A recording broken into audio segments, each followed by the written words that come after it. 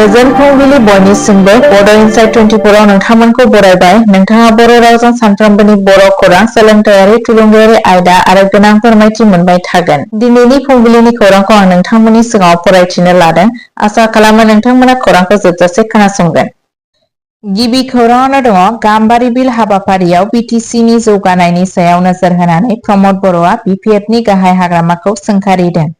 BTC chief executive member प्रमद बर'आ बृहस्पतिबाराव बिपिएफनि दैदेनगिरि हाग्रामा महिलारिखौ गोख्रोङै सोंखारिनानै बुङो, महिलारिया जाय बुङो बियो आरजाथाव नङा आरो नंगुबैबो नङा।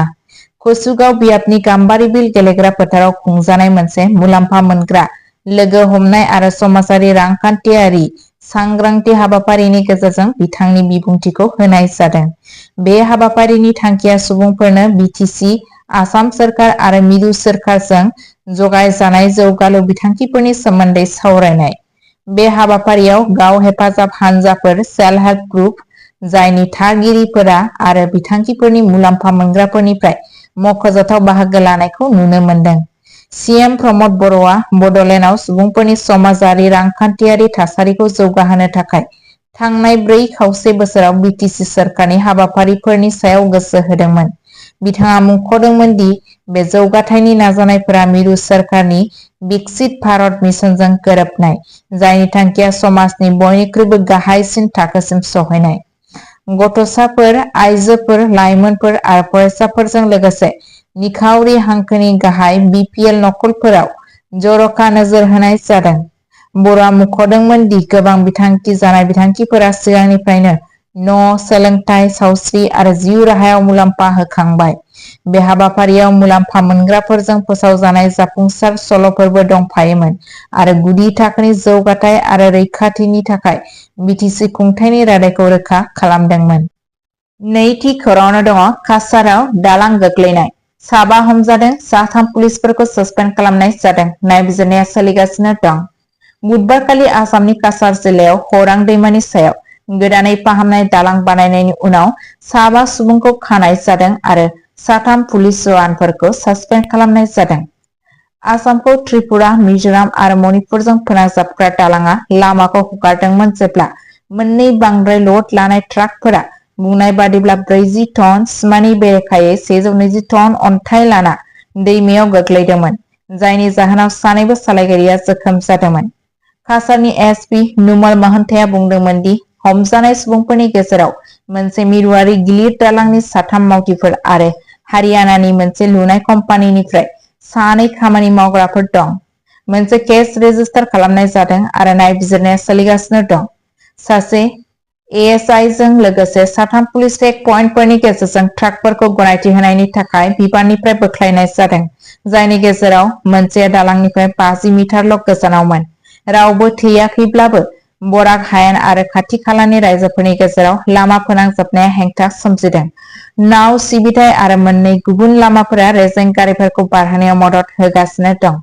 डिपुटि कमिशनार मृदुल यादवआ बुंदोंमोन दि 2 हाप्तानि गेजेराव मोनसे सिगांनिफ्रायनो बानायनाय बेलि दालां गायसननाय जागोन।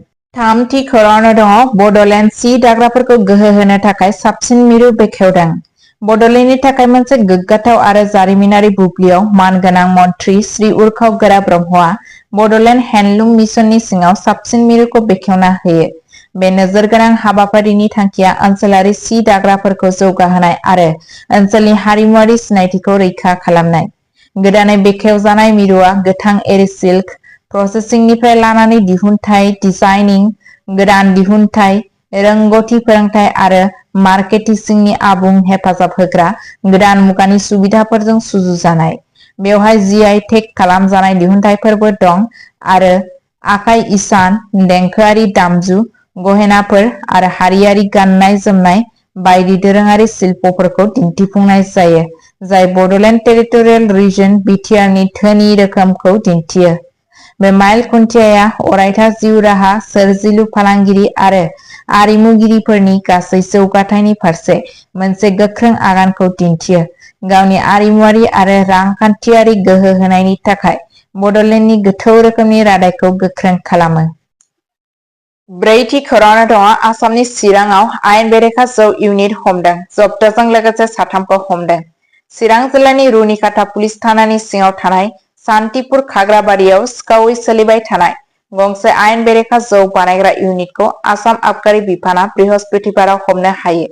बे हरखाब सिग्रोमनाया गासै रायजोनिफ्राय गोबां बाहायग्रा इउनिटफोरखौ लाफानानै मोनसे जथाय इन्टेलिजेन्स अपारेशननि फिथायमोन।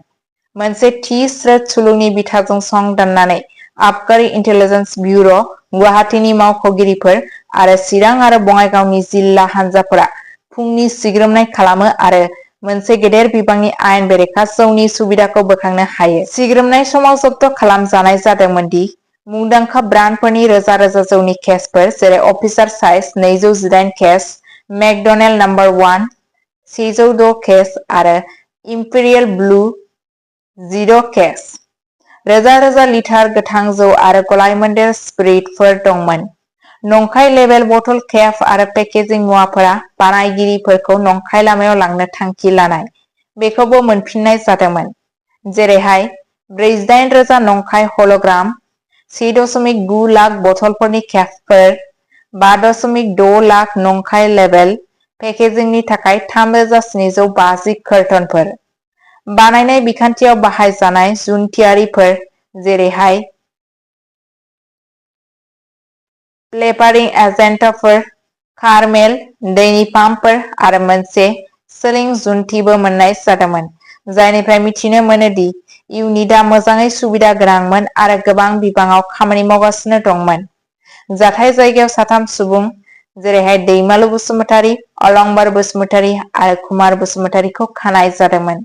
3बो बिश्वनाथ जिल्लानि सुथियानि। मास्टारमाइन्ड होनना मिथिजानाय 2 सुबुंफोरा निउ बङाइगावनि मुकेश चौधुरी आरो रुनिकाटानि जेभियर नार्जारिनि मुंखौ बे जाथायाव लानाय जादों आरो दायो खारखोमानानै दं। बिबानगिरिफोरा फोथायो दि बे आयेन बेरेखा अपारेशना मोनसे गुवार नेटवर्कजों फोनांजाबनाय जानो हागौ आरो जागायनाय आरो राननाय सेन्टफोरखौ नागिरनो थाखाय मोनसे आबुं बिबांनि नायबिजिरनाय जागायदों। आबगारि बिफाना लोब्बा थानाय गासैबो सुबुंफोरनि बेरेखायै गोख्रों राहा लानो हुमखि होयो आरो रायजो राजाफोरखौ जायखिजाया सन्देह गोनां खामानिफोरनि फोरमायथि होनो खावलायो।